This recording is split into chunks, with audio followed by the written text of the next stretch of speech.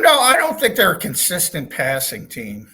So I don't think it's going to be consistent. Yeah, I don't get too worried about this team, even when things look as ugly as they were in the first half. Yeah, John, I mean, they played 2 quarters of football. In the first half, they were minus 3 yards in the passing game. They were dominated at the point of attack. I mean, if you look at the numbers at the end of the ball game, the Rams ran for 160 yards. And if you take Hurts out of the equation on going off script, the Eagles ran for 46 yards in this ball game. I mean, it was something you said. And, John, I'm going to go to what you've been preaching this entire week, which was really played out in this game. That was this. The Eagles are going to come out of that style of play when they are forced to have to come out of that style of play. And, John, in the first half, they were forced out of that style because they were being dominated, where they had to start getting the ball in the hands of the receivers. I thought DeVonta had some tough-ass catches. AJ was brilliant in the second half. They got the ball, and I'll tell you this too, John. Yards after catch with AJ, I don't know if there's a better wide receiver in pro football than that guy, because he's almost impossible to get on the ground. But what you said happened. They were forced out of that style. They had to throw the ball in the second half, and that's what brought them back in the game. Yeah, and it's happened a lot over the past 2 years. That's generally what it takes. When they need it, they pull it out.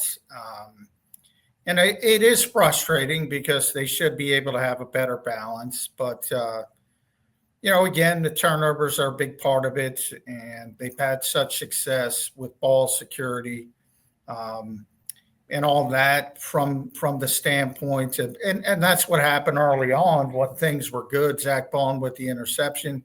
You get the short field. You get 2 fourth down conversions, 2 tush pushes, and they're up 7-0. And then it just went into sort of a coma there for the rest of the first half offensively. But at the same time, I'm thinking, all right, here comes Cardi, 51-yard field goal, 28-yard field goal, 33-yard field goal. It's field goal, instead of at least throwing in another touchdown, which may have put the game out of reach. And you thought that might have happened at the start of the third quarter when you had the sack by Verse and the fumble, and all of a sudden Kyron Williams goes in, and it's 26-7. So at that point, even I'm like, all right, it's probably not their day.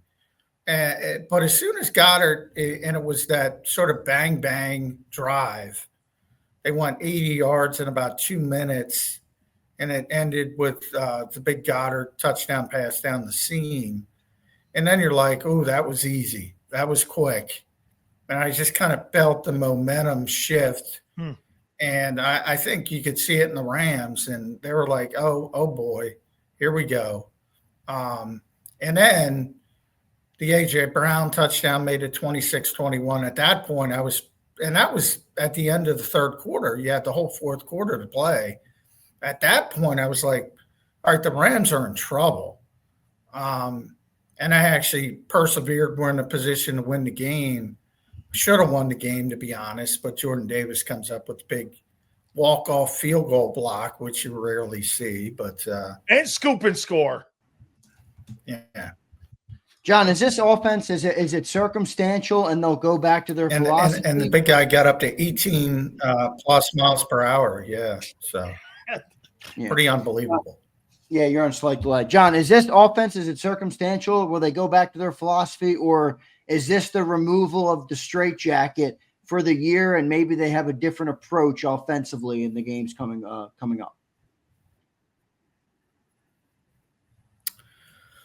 Well, no, I don't think they're a consistent passing team. So I don't think it's going to be consistent. I don't. I just don't think, if you look at today and you look at the good plays and you look at to me, the best drive was that 17-play, 91-yard drive where they went ahead for the first time, ended with the DeVonta Smith touchdown. That, to me, they were terrible on third down. I think they were 1 of 9, and then they finished 4 of 5 on third down. And everything was clicking at that point.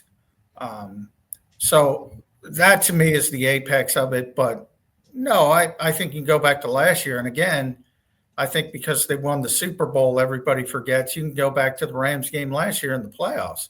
They didn't throw the ball effectively.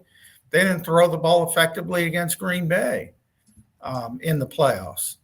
So, yeah, you're going to have those games. Hopefully they're not as bad as weeks 1 and week 2. And hopefully it's not as bad as the first half of this game where you had -1 passing yards, net passing yards. So, but are you going to be a consistent passing team? No, I don't think that's how this team is built, to be honest. John, how about this here? First game, second game, and now the third game.